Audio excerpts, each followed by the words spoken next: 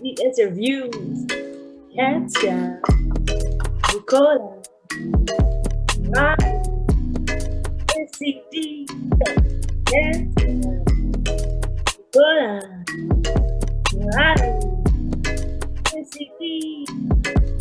Okay, so welcome. Thank you for tuning in to Missy D Interviews. My name is Missy. I used to say her full name. I'm joining you from the land of the squatter. I want to honor the lands that were about the lands that we are on. No Black liberation without Indigenous sovereignty. Think about that. Think about the land, the people that are around you, not just today, but every day. For me, this platform is about community. It's about standing in solidarity. It's about showcasing community builders, mover shakers, creatives, musicians, artists, people of soul, people of heart. That's what we're here for. And I'm very excited to get to talk to two people that I really love. From afar, sometimes I want to get to know them. Sometimes I want to eat a dinner with them. Still to come. Sometimes I'm taking a SkyTrain with them. We really get to know them for the next 30 minutes here. Missy D Interviews Constellation, a special edition brought to you by Local Sound. And guess what? Wednesday, October 12th, you can catch Bukola, you can catch myself, and Arami at 7 p.m. curated by one, the only, Kentya. And without further ado, let's get started. Back in progress, Missy D Interviews Constellation number 8. Missy D Interviews Kentya, Kurban, Bukola, and a shout out to Arami performing on October 12th at Guilt & Co. Doors are at 6 p.m. Show starts at 8 or 9 p.m. Come through and enjoy the evening. Who do we have here on your screen? The first pre-question, my lovely people, is going to be introduce yourselves. Who are you? What do you want people to know about you? I'm going to start off with Bukola. Who are you and what do you want to know? What do you want the people to know about you? Yeah, so my name is Bukola and I'm an R&B acoustic soul artist from Vancouver. And I make music, I play guitar, I write. And I'm a lover of music. That's what I want people to know about me, I guess. I love all those things. Thanks for joining Missy D Interviews. I'm going to pass the mic to the wonderful Kentya. Who are you and what do you want the people to know about you? Hello, I am Kentya. I wear a lot of hats. I work at Music BC. I am the chair for the Advanced BC Advisory. I'm a curator. I'm an artist. I just do things to make people feel as good as they can be. And you really do that well. Thanks for all that you do for us. I know I speak on behalf of this wonderful group of people performing on Wednesday, but also just as a fellow artist and creative in the city. So for today, you know, Missy D Interviews is about checking in with friends, checking in with family, checking in with community. So the first question is actually a check-in question. So it's what's up and what's new. So it's sort of like how are you today? What would be the song of the day for you? Like if you had to describe your day in a song, what is playing on the radio or streaming on a DSP service right now? I'm gonna let you think and Kentya. I think I'm ready. Yeah. Well, my life's a little crazy, so I'm gonna go with Crazy Gnarls Barkley. Hey. And I think it'd be like, my life is crazy. Yeah, this is my first day off in a hot minute, but it's all good things, a lot of good events happening, but rest, people, rest. I do sleep, I'm not lying, like I do get rest, but I feel like I wake up and go. So today's been nice. I've had the morning, I get to chat with you too, and then I'm gonna clean my house. But my song is crazy. Okay. We'll put that on that playlist. Nicola, what's your song of the day? Yeah, I would say my song is 20 something by SZA. I think I'm in a very reflective period of my life right now and thinking about the future and what I want out of life. And so that song is definitely what's scoring my day and this current period of my life right Wow, I like that. me too. Yeah. I'm gonna be biased. I'm gonna say "Fabric of My Being" by Bukola right now is my song. now. Ah, what? Not lying.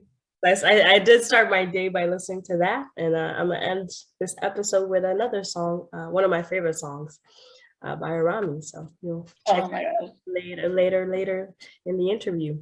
I'm gonna go to question number 2. Question number 2 is called "Through the Wire."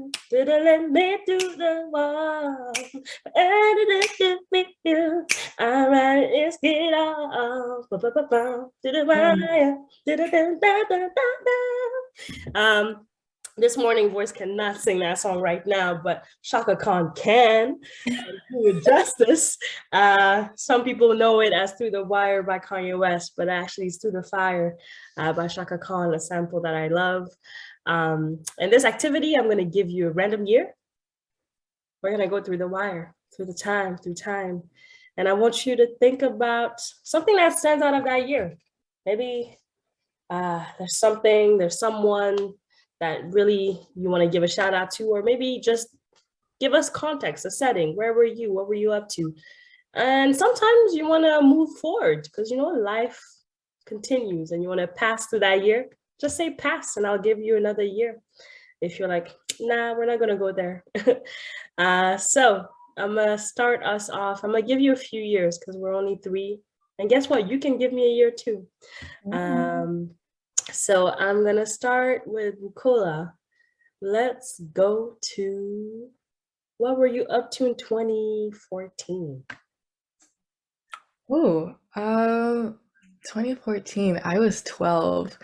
And that was the year that so I'd been saving up money.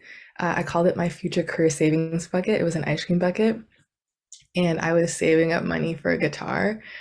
So that was the year I bought my first guitar with my own money, and we got it from Toys R Us because my brother was like, I know a good place that sells guitars. And so we got it from there. And then I just taught myself off of YouTube and was like playing every single day. And I was bringing my guitar to church. I was bringing it to school. I'd come to school at 7 a.m. and I'd play like all the way until school would start and then play afterwards. So I don't know, that was the year of like discovering guitar and becoming obsessed. Yeah. No, that's okay. Making moves even back then, being like, yeah, I want a guitar. I'm gonna work hard for it, up and go get it. And look at you now. That's amazing. Thank you. Let's go a little ways back, Kentya. What were you up to in 2008? 2008. Yeah. I was in grade 11. Hey. Or grade 11 or grade 12, depending on how you look on it, because then 09's when I graduated. But that was the year I could drive, license, didn't have a car though, but the parents always let me drive. I don't know. I think I was just like in grade 11. I don't have like a crazy Bukola story because that was unbelievable, by the way. But yeah, 08, I was chilling. I was working at a burger place called Fuddruckers, paying for my own things, my own clothes. Parents, they're like, you want $2? I'm like, I don't even want to ask you for money anymore. So I was working at a burger place. I had a lot of good friends. I was having a good year in high school. I like that. Independent. There's a theme there. I'm gonna let Kentya, do you want to give me a random year? Yeah. I'm actually gonna give you 2020. Oh, nice. Oh, okay. 2020, what was I doing? A highlight of 2020. A highlight or a low light? We can be open to both. 2020, well, I'll say is 2020 was probably one of the hardest years in my life, but also just a year of growth, because I think I was just grieving on my own. My dad passed away A lot of things had happened. I couldn't go home. I was stuck in a house by myself, couldn't see my friends.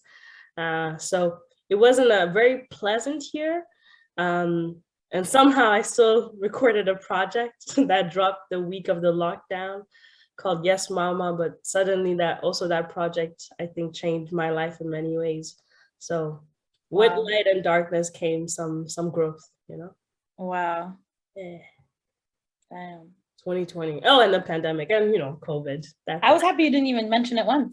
Right? I was like, other things happened. Yeah, seriously. I'm gonna go back to Bukola. Bukola, I'm gonna give you another year.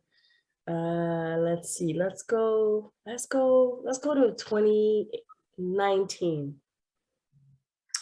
29. Why did I have a feeling you were gonna say that? Like, I don't know. I was just like, I feel like she's gonna choose 2019. 2019 was a really, really special year. I was 17 and I had performed at this open mic at the Sarah McLachlan School of Music, and I didn't think much of it.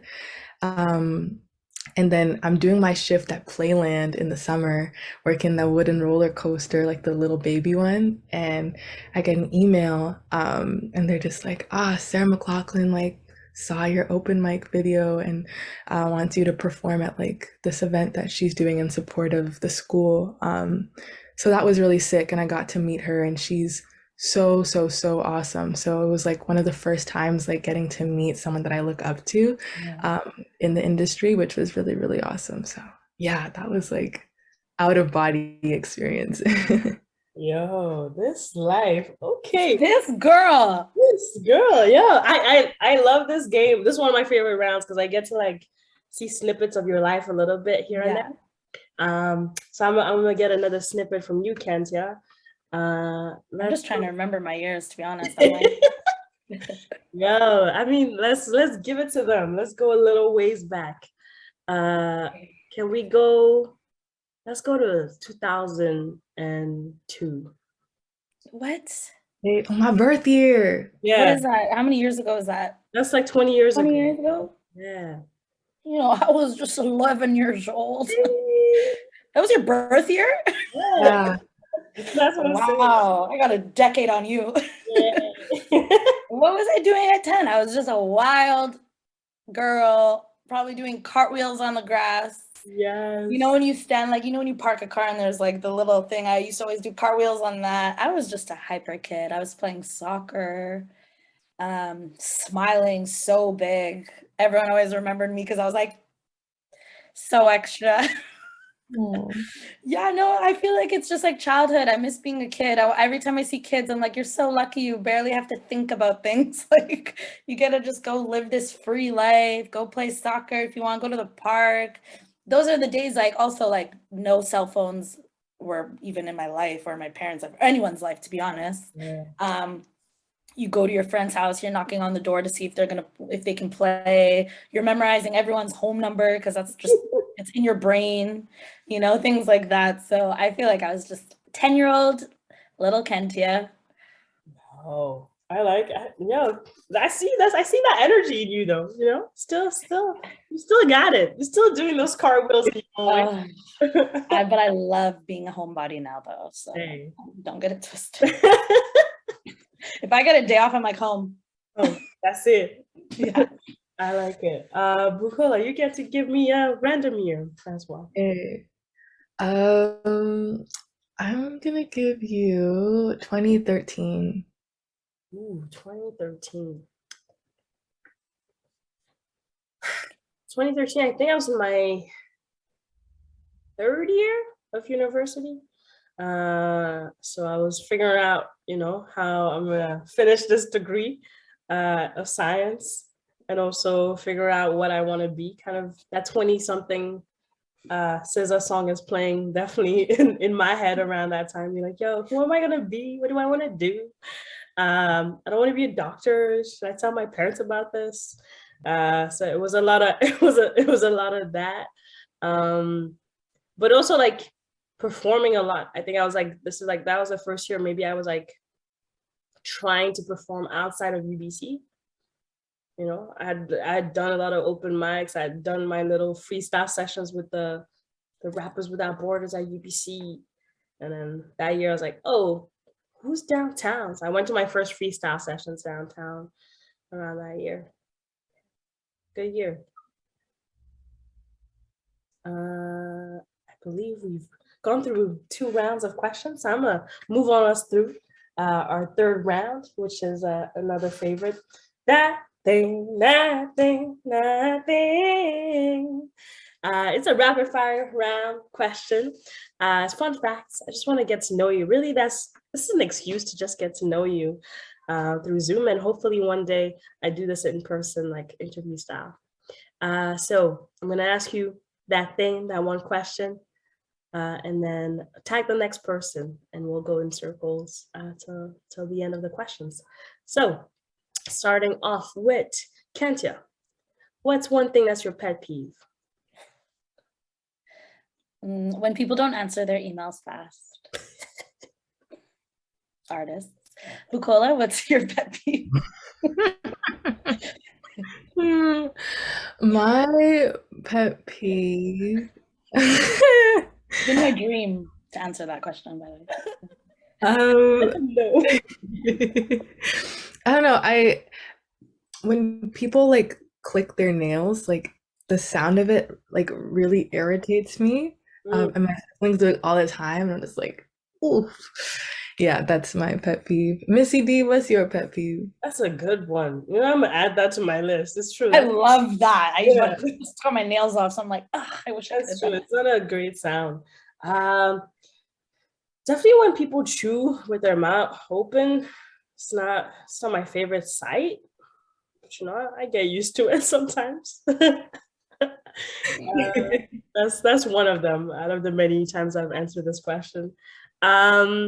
What's one thing you would love to learn or love to teach? So I'm gonna let's go with Bukola. That's a really good question.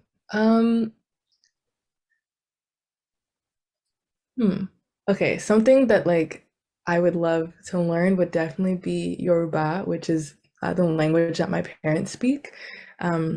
I don't know, I feel like language is just a great way to get connected to a culture, and because I've never been to where my parents are from, sometimes there feels like a disconnect, and I feel like that would bring me closer to my cultural background, and that I would feel like more so part of that world.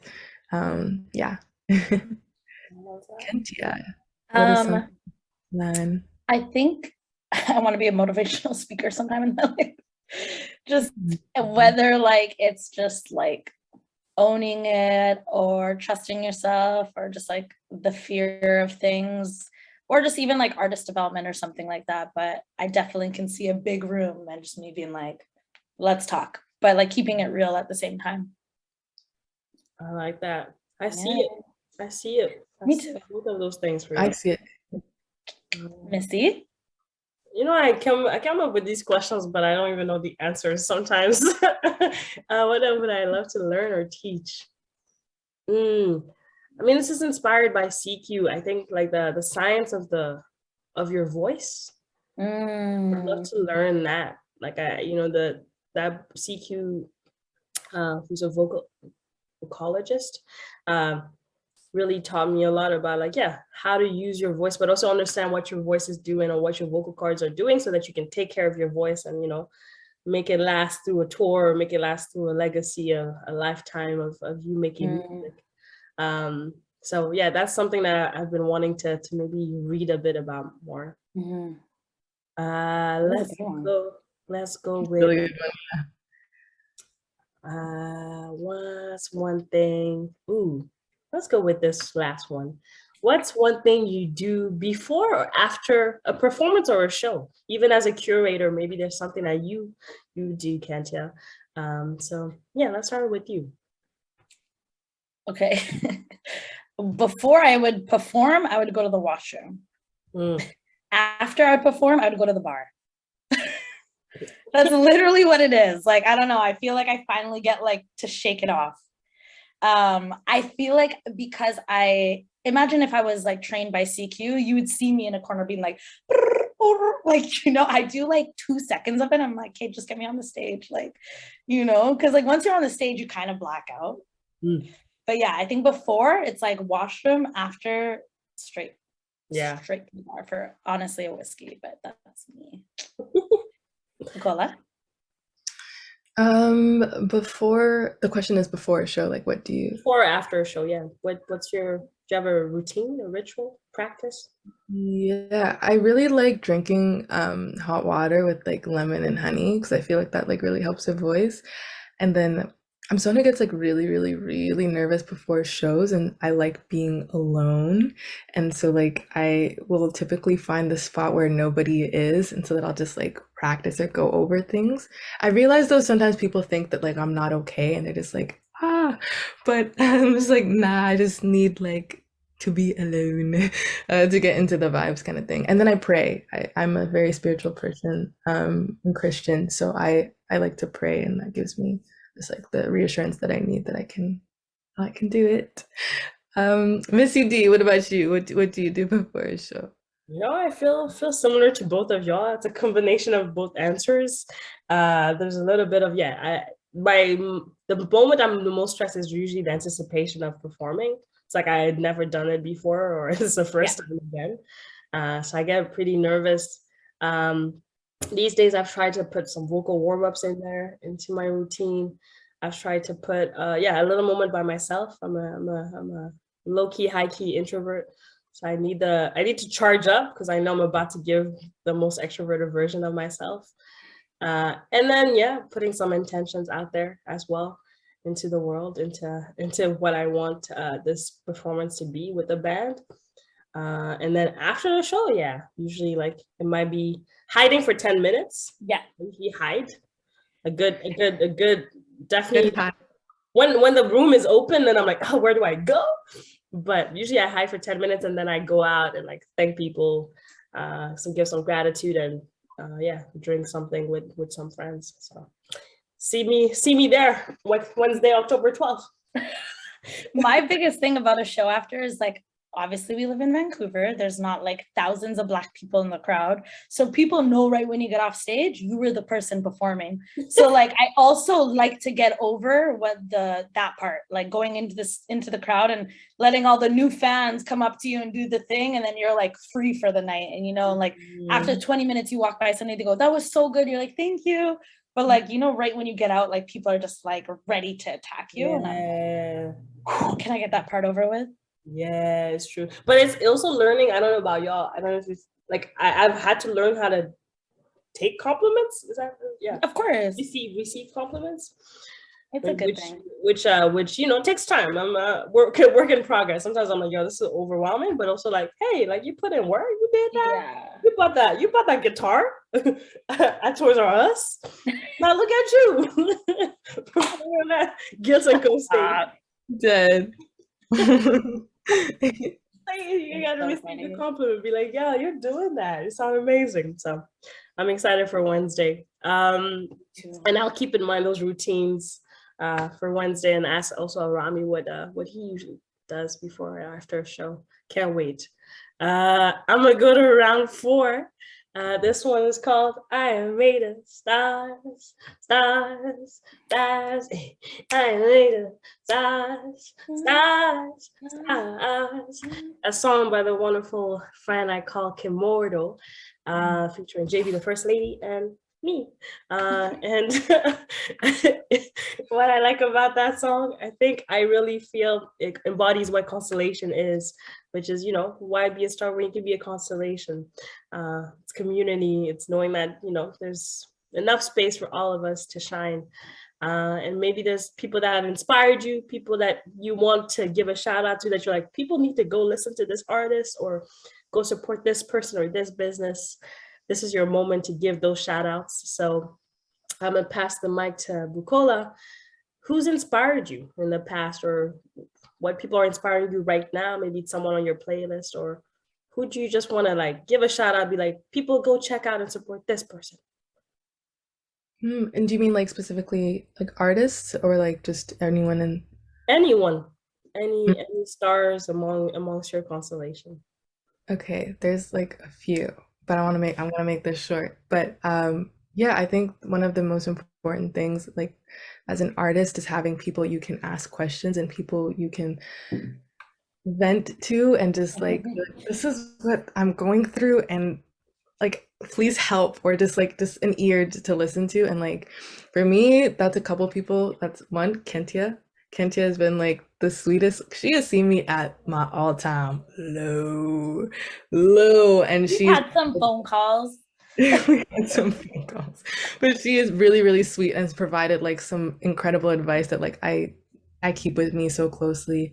Um, Another person would have to be Desiree Dawson too. She's somebody that like I've called so many times and been like, "Hey, Aw. I need your advice. Like, oh, I'm lost. I don't know what to do." And both these two incredible women that I've mentioned are just so gracious with their time and provide such great support and advice. And as a young Black woman who doesn't see herself represented in many rooms that I'm in, or in many people or many music professionals, like having these two women that I know have my back, and I know I can tell them anything and it's not gonna go out anywhere, is really, really important, and has like saved me in so many ways. So there's obviously a lot of people that have inspired me and helped me, but the two I want to shine lights on today would be Kentya and Desiree. All right, I can get a Kleenex box soon, right? 100% agree. Yeah. Yes, ditto. That's gonna be my answer. I love that answer, and I'm grateful you're supported, and you will be that light for other people as well. You will. In many ways, or you are that light in many ways to other people. Kentya, who's on your Made of Stars list, you know? I have two other women that opened doors for me, told me everything about the industry, and like gave me all my opportunities to be where I am. So my number one is Christina Lau. That's my girl. She like literally, when I went to school, was like, okay, here's volunteer opportunities. Okay, now here's paid opportunities. Okay, here's a job. And then when that job went south in 2020, she's like made sure I would get another job in the industry. So that's like, yeah, that's the rock. And then number two is Raquel Villagante. Raquel is like all-star. She knows like everybody in this game. I'm literally chatting with her the other day and I'm like, I would love to introduce you to so-and-so. She's like, I met them in 2018. We've been to so many events together. I'm like, I'm going to find one person I can introduce you to that maybe, you know, comes from me, but we're just trying. But Raquel was also really sweet. First time I met her, she was sitting at a desk and she just like opened up so much. And I was like, can I like be your assistant? And she's like, no, but like, yeah, she was just so sweet. She just like told me everything. She's so honest about stuff. And she just like invited me to all the right events and just like made sure that I was aware of things. And she still is that person for me as well. And so is Christina. So those are my like two people. These names are inspiring me because they're definitely part of my constellation. So yeah, Aww. I feel like my answer is a reflection of all of those answers: Raquel, Christina, Kentya, Desiree, Bukola. Yeah, I feel very happy to see and to be surrounded by people like y'all, who continue to inspire me to be like, hey, let's keep doing this, and let's keep creating our own path and connecting with the people around us that can help us on that path. So I appreciate y'all very deeply. I'm gonna go to round number 5 because time is precious, and time is moving fast. So round number 5 is another favorite. Basically, I love all these rounds, but this one is flip it and reverse it. It's your of course, Missy Elliott has to get around in this Missy D Interviews. It's actually inspiration from a long time ago, Kentya. I don't know if you remember this IG live that we had, and I mistakenly did this, and you're like, you should use that as a round. Yeah, I do remember doing the interview. I don't even remember though. Yeah, like that's basically how this conversation went, and this round was created. So look at the connections made here. I've asked you a lot of questions that I've maybe curated, but maybe there's a question that's come up in the conversation here that you wanted to ask each other. So I'm gonna give you the floor. If you have a question, you can ask either or both people. I have a question for both of Yeah. you, but two separate questions. Let's go. I'll go with Missy D first. So did you rap back home in Africa? I say Africa, by the way, because she's part of all of Africa. So go ahead. I appreciate the disclaimer. Yes, I rapped back home in Africa. I think I started when I was 11. So wow. It was like a long time ago, and yeah, changed my life. I was talking to a friend last night about it. I was like, oh, yeah, if I didn't rap on that Where Is the Love, Black Eyed Peas instrumental in French, no way. I would be a very different person than I am today. And then since that day, became Missy D, or Missy Elliott back in the day, because people were like, oh, you look like Missy Elliott. And I had the same energy. I was like trying to hack people up and so on. And then over the years, I was like, yeah, I'm more of like I don't know, mix Lauryn Hill, give Missy Elliott, put on some India Ari in there, maybe some Erykah Badu. Stop naming all of Bukola's favorites. Really, all the people I hope I embody in there. And then at one point I was like, oh, this is like the Missy D sound. This is what I'm about. And then, it traveled all the way to Vancouver somehow. So, wild. Yeah, I'm happy I continued. I think when I landed here, I wasn't thinking I'm going to bring Missy D to Vancouver, but yeah, just couldn't get away. Can't stop, won't stop. It won't stop,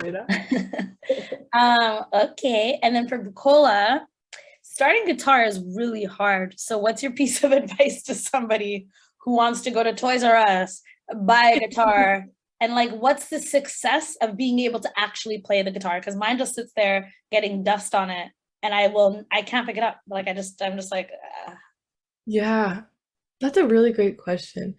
I think the good thing with guitar, as opposed to like instruments like the violin, for example, is that it's very beginner friendly. And so even if you only learn 4 chords, you can play like 90% of the stuff that's on the radio. So for me, what really inspired me was playing music that I really liked, and that motivated me to pick up the guitar. There's so many YouTube channels that are like specified like for certain genres as well. So for like anyone wanting to get into like R&B, neo soul guitar, there's a guy named Carry Too Smooth, and he makes YouTube tutorials just for that, and he's played with like some really insane artists. So I think honestly, just playing what you like to listen to will inspire you to pick up the guitar and to stick with it. And then also trying to write your own songs on the instrument as well will help you kind of learn the ins and outs, and will give you an excuse to pick it up. Wow, cool. Me and Missy are writing Carry Too Smooth. Yo, real quick. Yeah, really, my guitar is like right next to me, being like, yeah. It's like, right, yeah. Do I play it? I don't know if I play it. Maybe today at 5 o'clock, I might dabble for 20 minutes.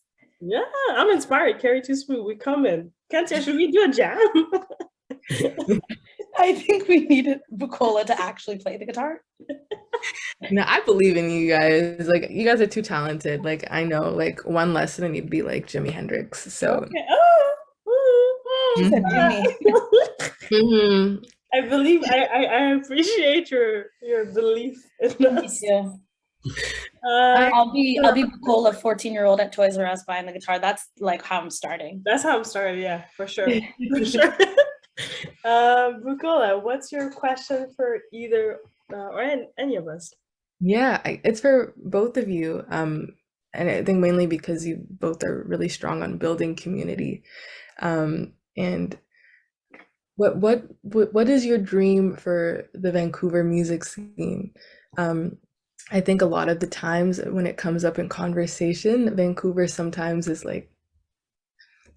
seen as like a joke in terms of music, and because I guess it's sometimes seen as very cliquey, or sometimes seen as certain genres have to move away and they can't, don't feel like they can be fully supported. So I'm wondering what is your dream for Vancouver, the Vancouver music industry? Do you want me to do it? Yeah. You want to start? My dream is a lot of things, but a goal would be for artists to be well known here, the same way artists in Toronto are well known in Toronto. But I want people from Toronto to know these Vancouver artists. I want Spotify Canada to start putting more of these artists onto their playlist or on the cover or Apple Music. I want more people to get the billboard spots on Toronto downtown and Dundas and Square. Like, you know, like I want the artists in Vancouver to have as much recognition as they should across the whole nation. Okay, obviously, yes, there is still like places like the States, but it would be good if more people like blew up here. But like, it's not like you need to try harder. The music is already good. It would just be nice if people were aware of those artists here. I'm gonna add that to my dream. It's multiple dreams. I like that. I like that layer. Another layer to this dream, I think, is for me, it's like recognizing that I want this industry or this music world, this space to have enough space for all of us.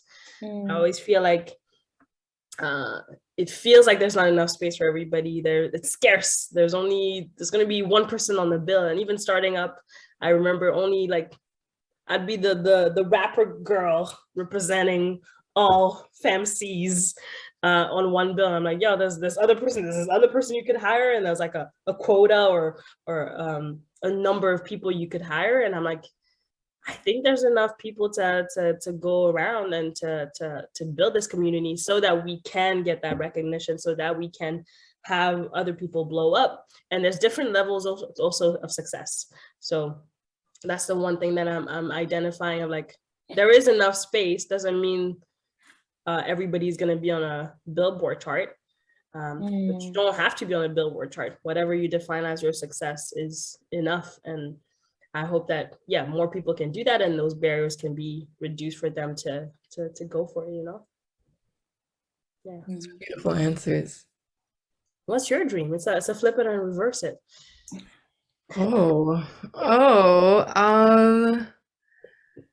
I think,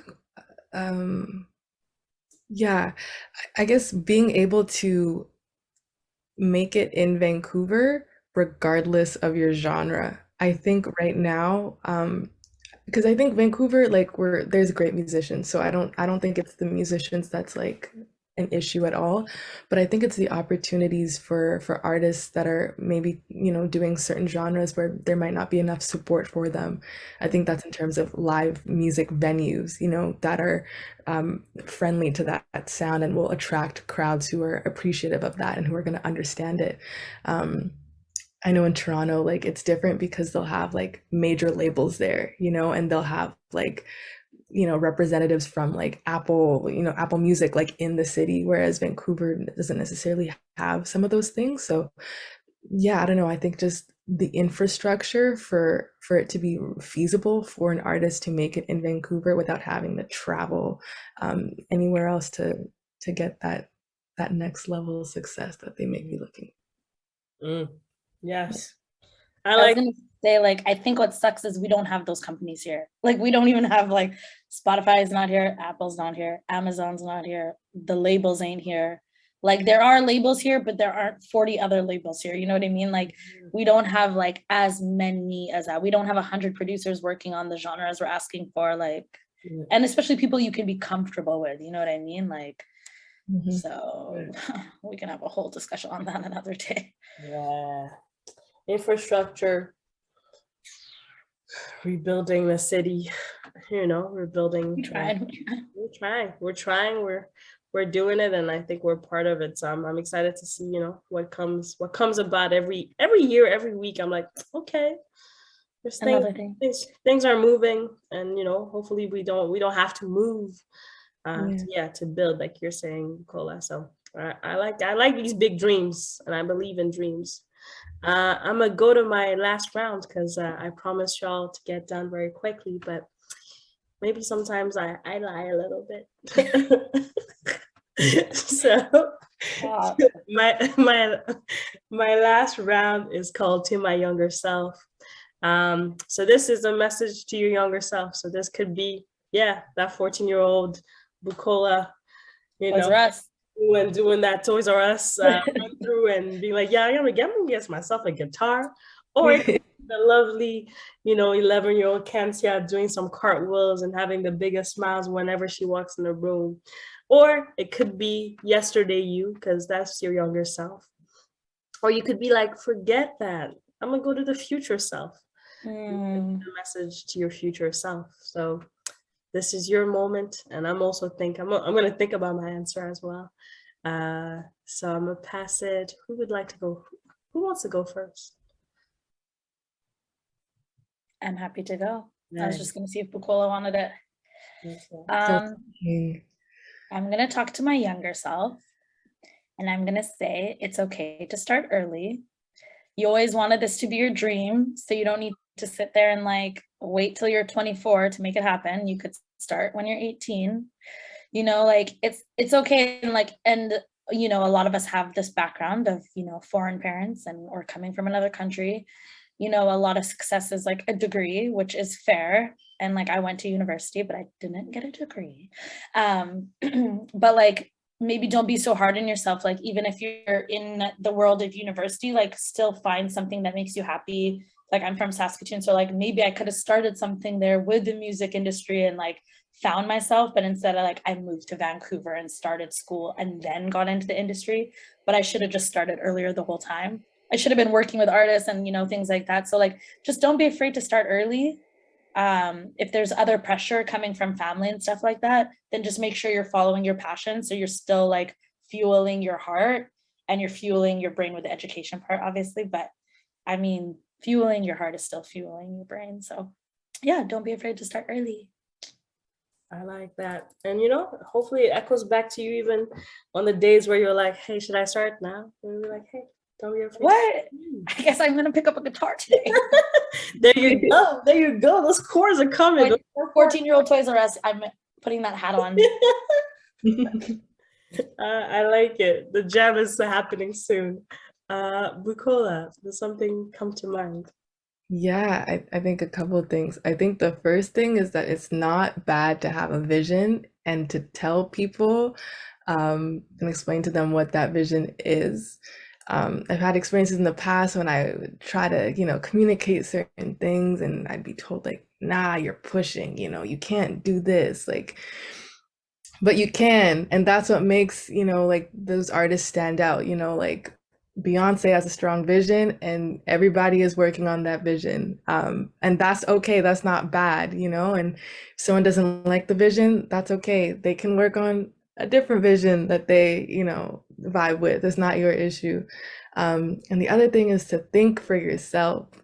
I would find myself just like, listening to like certain people and like, they're telling me like, this is good, do this. And I'm like, okay, I'll blindly follow you. But it's important to trust yourself, to make your own decisions and to critically take in what everyone is saying to you and then find yourself within that advice and not just blindly follow, whoever. And I say this, while I'm still like needing to learn these two lessons, but like, yeah, I would definitely tell my younger self, like, think for yourself because it's important. Yeah. Give yourself credit, you're growing, so you're definitely following it. It's just hard when you're like in those positions and like you're trusting people to like understand you, but it's hard for us to use our voice when our voice is like also a Black voice and you're not working with Black people who understand your vision and your heart and everything, right? So Yeah, there's all that. That's why Fabrics exists. Yeah. Well, y'all are some wise folks. And I appreciate y'all. I think I echo both your messages. What I would tell my younger self, it is about the remembering your why, your purpose. It is about knowing that you don't have to fit in. It's about knowing that you bring your own thing to the room, to the table, to the recording, to the mic. Just your presence, even just your presence is as important as your voice.